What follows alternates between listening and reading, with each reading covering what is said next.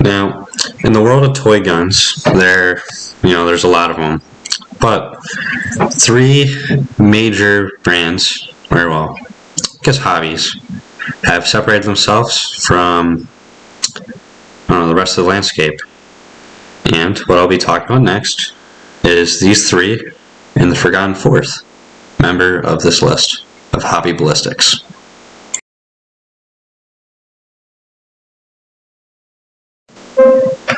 Starting with airsoft. Airsoft started in the 1970s with a realistic look, feel, and high performance.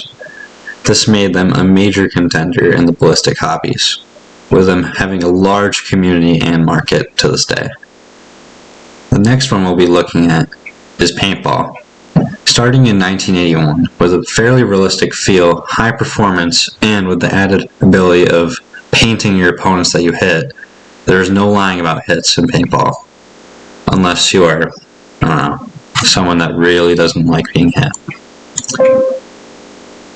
Next is Nerf. Starting in 1992, with low to high performance and reusable ammo, this quickly gained popularity, and it even has a very expanding community to this day with advents of 3D printing and the new pro lines from X-Shot and Dart Zone. Even with the original brand of Nerf falling by the wayside in recent years, many still find this community extremely fun and safe and family friendly. But you may be wondering, there's a question mark, and there's something underneath. This is Super Soaker.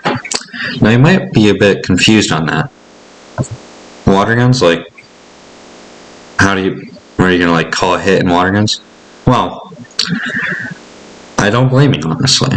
With the recent water guns released, this hobby has fell by the wayside.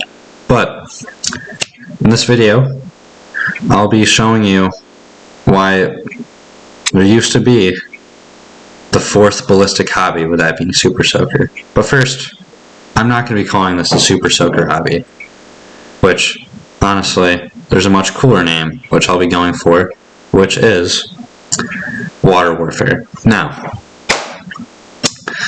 there is a couple advantages of water warfare that it has over its three other predecessors, and that I will be getting to shortly. But first, if there's anything I say in this that is incorrect, feel free to correct me in the comment section. I will read them. And let's continue. Starting in 1991, over the Laramie brand, water warfare has no uniform performance, which may sound as a bad thing at first, but this actually enables a whole load of varieties of different game styles. There's also no lying about hits, as your opponents are soaked in the streams that you hit them with. And ammo is cheap and found almost anywhere, with lakes, reservoirs, faucets, you name it. Now, due to the low stream velocity of most water warfare guns, you can actually dodge, making a whole new asset of defense while playing in these games. Due to the low ranges, battles are close, up and close and personal, and very fast-paced, which a lot of people like. And times are good. But first, we got to go over a brief history of water warfare.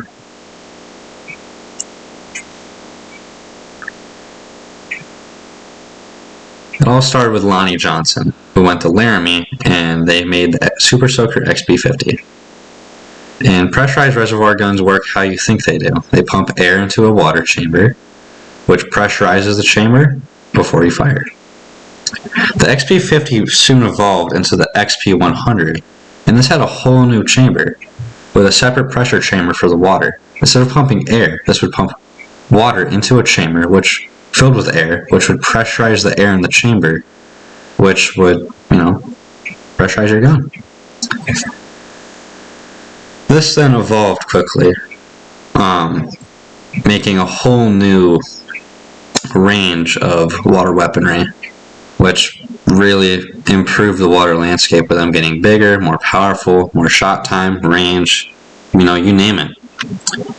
With it peaking, in my opinion, at the pool pumper blaster, which had 4 pressure chambers. However, in 1996, the reveal of the constant pressure system, which would really change the landscape. This basically worked by, instead of compressing air by pumping water into a chamber, it actually pumps water into basically a balloon that would exert pressure on the water inside. This had a number of advantages, making it powerful. Instead of air dropping off, you'd have nearly constant pressure and you'd have high ranges. And this issued the golden age of water warfare, in most people's opinion. This was basically, streamlined by having good guns from stores, frequent modding, frequent wars, lots of online communities, innovations throughout the communities involving fast fill bottles, tactics, and more importantly, homemades, which we'll get onto more later. But as things seemed to be going great, there was a tragedy. And this would end in 2003 with the end of Laramie, as they got bought out by Hasbro, with Super Soaker joining Nerf in the competitive. In 2003, though, there was a new person in there, Busby Toys and Water Warriors, and eventually Water Warriors started to close the gap. And as time went on, their blasters started to not only match what was prior, but actually exceeded. And as you can see with the visuals, Super Soaker quickly was starting to lose their identity towards the end. However, even when things were looking good, in 2010, Hasbro sued Busby for patent infringement.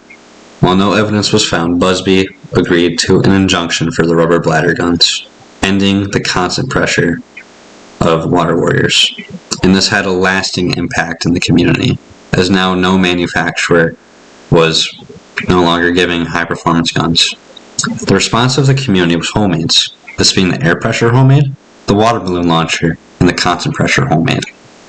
Let's start with the air pressure homemade. This is basically the Springer of the water warfare community, being high power, very simple and easy to make, durable, reliable, with the cost of being heavy and battle impracticality, no trigger. Next being the water balloon launcher. With high range, high power, and intimidation, with the cost of being highly impractical, this has been more rare in recent years, as it poses a threat to the opponent if they get hit too hard. Next is the constant pressure homemade. Basically being homemade CPS guns, they have constant pressure of the entire shot and are more battle practical than air pressure homemades. But next we move on to the modern era. Even with advancements in homemades, the hobby and community significantly declined during the 2010s, with most of the sites becoming stagnant. In the modern day, Hasbro and Busby have just made pump-to-shoot blasters. While not entirely unfun, they are a shell of their former hobby. So here's the conclusion of what happened to water warfare, aka the fourth ballistic hobby. A mix of no real manufacturer and a fading community, as most of them have grown older in recent times. And most importantly, thanks for watching my video and listening. You know, I stuttered through this, got through it. My first ever video, so I hope you really guys enjoyed this, because, man, I made a lot of MS Paint drawings for this, but no AI was used in making this video. Pinky swear, I promise. Special thanks to waterwarfare.net, iSoaker.com, and many others for the assets used in this video. And thank you to Super Soaker Ben for maintaining the waterwarfare.net forum for over 20 years.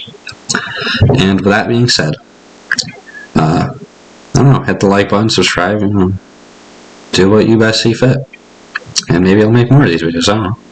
We'll see. But with that being said, soak on, Soak fans.